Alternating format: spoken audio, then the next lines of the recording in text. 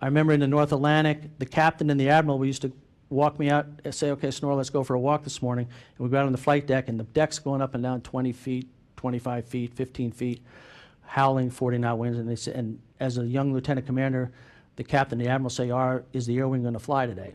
And I remember this one day, it was really rugged, and I said, no, I don't think we should fly today.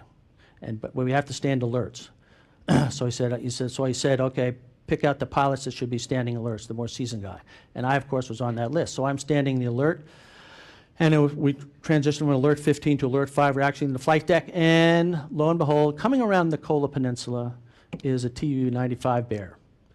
Oh my God, I have to launch now. So they call, I was actually the second guy. The airplane in front of me went down, so I get to the catapult, and unfortunately my airplane did not go down. It didn't break. And I launched off into these massive seas and massive winds, and to go intercept. They launched an E-2 and myself, and that was it for the day. I rendezvous on the Bear. He does his perfunctory flyby the carrier, where you have to be, you know, between him and the carrier, so the pictures are all show a Tomcat or something in a Navy airplane in between him. He does that, and now it's time. He goes away, heads home, or actually headed to Cuba, and I have to come back and land.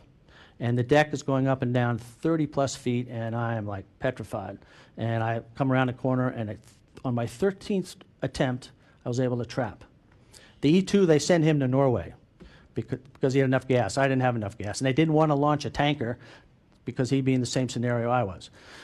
So I came around, and I finally trapped in this, and the deck had slowed down enough. It's only like 15 feet. I trap, and I had to back up a couple passes. I came around, and as you're turning into the groove, rolling in the groove, I saw all 4 screws of the USS Nimitz plopping out of the water.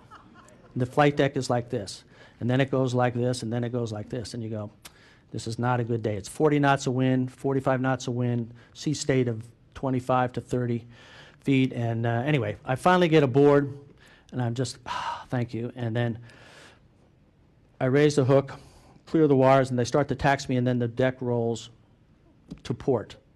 Stroker, that's to the left, okay? Port is left. Stroker's money on Air Force buds. Anyway, it rolls port, and the deck is fairly slippery, and I start to slide. I mean, literally, I slid almost 2/3 of the distance of this auditorium over towards the wrong edge, over towards the port side, which is the, you know, the water, and that's not a good anyway. Young kids on the flight deck, amazing. They were throwing hooks on the cable, throwing hooks on the airplane, chains on it, trying to stop me. Chains were popping as this 54,000-pound airplane at that point, or probably less than that. It was probably about 48,000 pounds with the fuel I had, sliding. And in fact, in that process, a chain, it fractured one guy's arm and broke another guy's leg, trying to keep me from going over the side. So these young 18-year-olds who carry chains around for a living on a flight deck are an amazing, amazing group, and I'm forever indebted to them that day. But fortunately, Neptune, fighter gods of the world, said, nah, not your day, Snort, because if I had to punch out, it was a done deal, because 40, 45 knots of wind, sea state 30, the ocean was just a giant white froth. I mean, if I jumped out, it was all over. There's no way a helicopter could pick me up. There's no way anybody could find me. I'd be at the bottom of the ocean somewhere. So, but fortunately, the boat starts to go the other way, and Snort starts to go the other way. But I don't care, because the island's over there.